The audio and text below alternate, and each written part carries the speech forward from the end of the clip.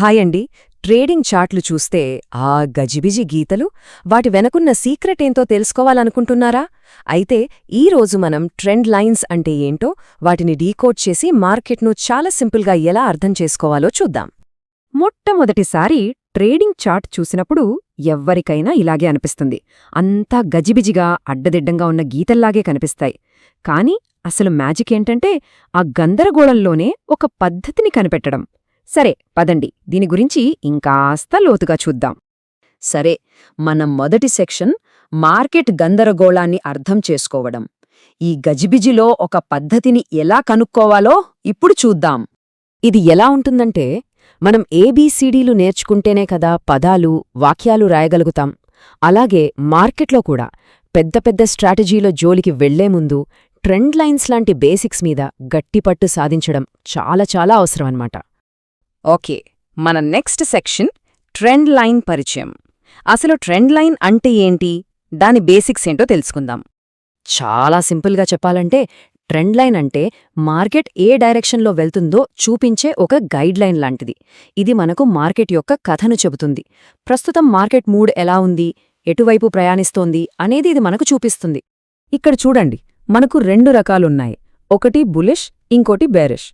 Bullish అంటే market పైకి వెళ్తున్నప్పుడు ఆ గ్రీన్ లైన్ చూసారా, అది కింద నుంచి సపోర్ట్ ఇస్తూ వెళ్తుంది.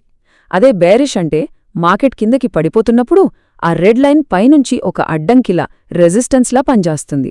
సింపుల్ కదా? ఇది చాలా చాలా ముఖ్యమైన పాయింట్. మార్కెట్ మెట్లు ఎక్కుతుంది, లిఫ్ట్లో వెళ్లదు.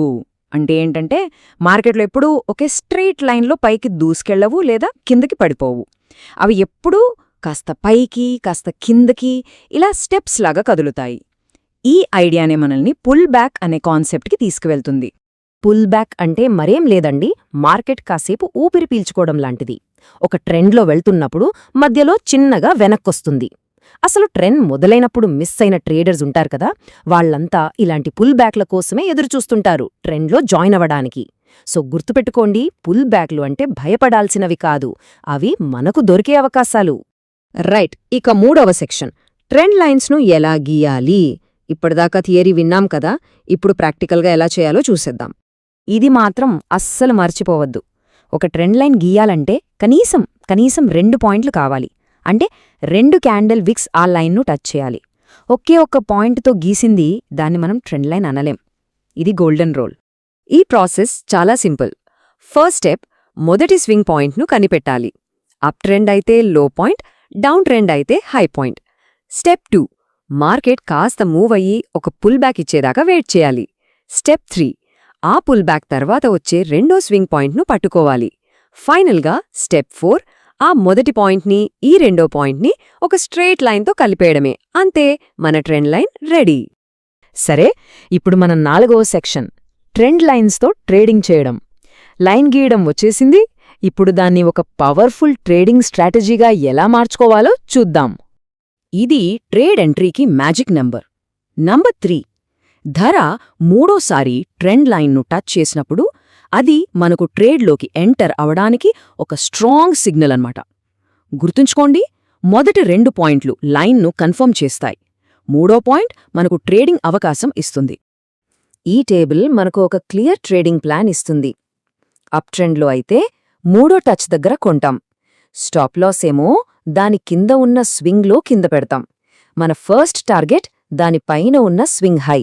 అలాగే డౌన్ ట్రెండ్లో అయితే మూడో టచ్ దగ్గర అమ్ముతాం. స్టాప్ లాస్ ఏమో దాని పైన ఉన్న స్వింగ్ హై పైన పెడతాం. మన టార్గెట్ కింద ఉన్న స్వింగ్లో. చూసారా ఎంత క్లియర్గా ఉందో? రిస్క్ రివార్డ్ రెండూ ప్లాన్ చేసుకుని ట్రేడ్ చేయొచ్చు. 5వ సెక్షన్ బిగినర్స్ ఎదుర్కొనే గందరగోళం. ఇప్పటిదాకా వినడానికి అంత సింపుల్గా చాలా బాగుంది కదా, కానీ నిజమైన చార్ట్లో ఇలా ఉండవు. అసలు సమస్య ఏంటో ఇప్పుడు చూద్దాం. అవును, థియరీలో పుస్తకాల్లో చూసినప్పుడు ఇది చాలా సులభంగా అనిపిస్తుంది. కానీ లైవ్ మార్కెట్లో చార్ట్ మీద విషయాలు అంతా సింపుల్గా ఉండవు, కాస్త కాంప్లికేటెడ్గా మారతాయి. ఇదే అస్సలు సమస్య. బిగినర్స్ను ఎక్కువగా కన్ఫ్యూజ్ చేసే ప్రశ్న ఇదే.